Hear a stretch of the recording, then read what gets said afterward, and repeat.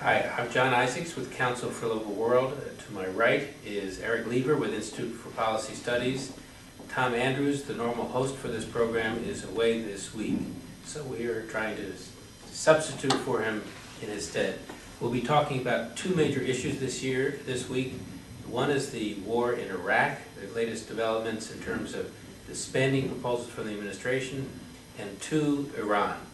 Erik, why don't you start out? What is the administration's latest request now on Iraq to pay for the wars? Well, the president earlier this year had asked for nearly $150 billion for the war for 2008, which is the fiscal year that we're currently in. And now he's come back to Congress asking for an additional $45 billion on top of that, which will bring us dangerously close to the $200 billion mark for fiscal year 2008, which runs from October of this year to September of next year. So this is the largest request that we've had to date. It simply dwarfs all the other ones, and will bring spending over the $600 billion mark. So as the war we should be seeing the war wind down. Instead, it seems to be getting more and more expensive. Exactly. Remember before the war, the conservative estimates were, they were saying $50 billion, and now each year we're seeing, between a 20 to 40% increase in the cost from the year before. And remember that this is just the amounts that we're spending now while we're waging the war, but because every dime of the spending is being borrowed, and that there's going to be significant long-term costs for caring for the veterans when they come home, we've seen estimates between $1 to $2.5 trillion for the long-term costs of this war. In fact, the Congressional Budget Office, one of the research arms of Congress, put out a study this week saying exactly that. The cost to the war back up to a decade from now, including interest on the debt and paying for the veterans, could easily total $2.4 trillion. And so we're spending all this money on the war in Iraq and Afghanistan at the time when the president said we can't afford $35 billion over 5 years to pay for student health care. What is Congress going to do with this request on the supplemental appropriation bill, the $200 billion? When is it going to act? Well, the president's been making headlines and going around in speeches saying that he needs this money immediately. Congress has a slightly different take on the matter, looking at when the funds from that they've already agreed to spend will run out, which looks to be in the February-March timeframe. So we've heard from the appropriators from Murtha's office, Obi's office, saying that they don't expect to take up the issue until January or February of next year. And in fact, today for the first time we heard a statement from Senator Daniel Inouye, the chairman of the Defense Appropriations Subcommittee in the Senate side, that the bill also will not be considered in the Senate until next year. So likely the Congress will try to finish the 12 appropriations bills this year, including defense authorization, including defense appropriations bill, but postpone the bill for paying for the wars till next year, with an exception. Yeah, I was going to say that brings up a good point, because in one of the defense appropriations bill, they're talking about including a bridge fund, which would be additional money to continue paying for the war sort of at the current levels. Now, their numbers that I've heard are between $50 and $75 billion, which would be the largest of these bridge funds. These have been done virtually every year since the war began.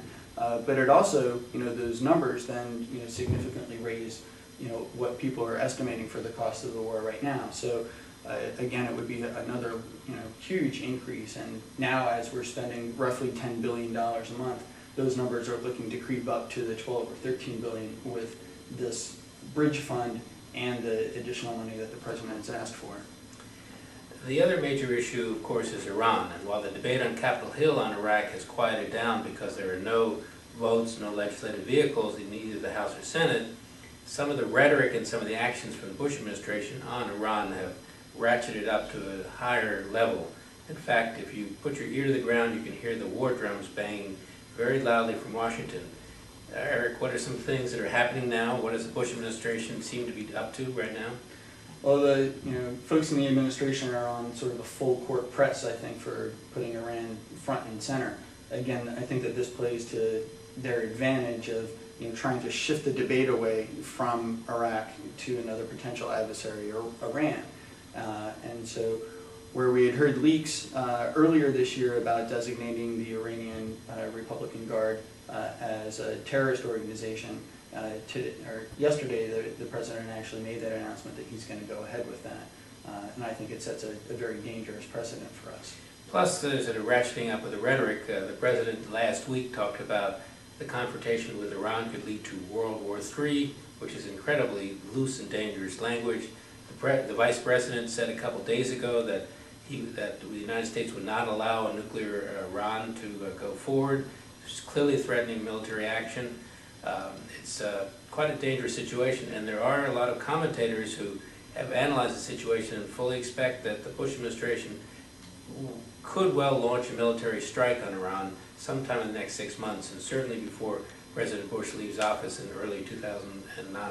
The Iraq supplemental obviously includes money for a lot of different things inside of it, and one of the line items that has people particularly concerned right now is money for building bunker buster bombs and being able to equip airplanes to do that.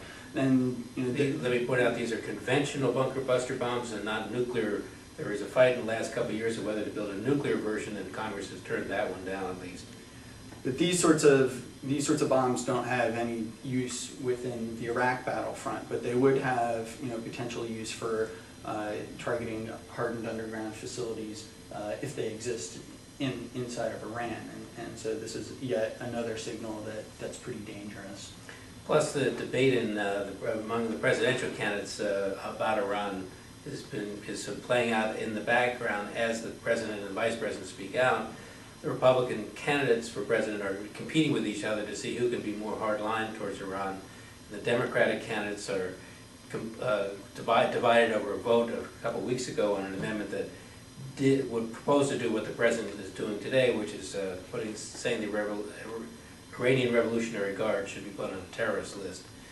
So we are at a situation where we have a crisis in Iraq, which is quiet in Washington but still hot on the ground in Iraq. We have a developing crisis with Iran.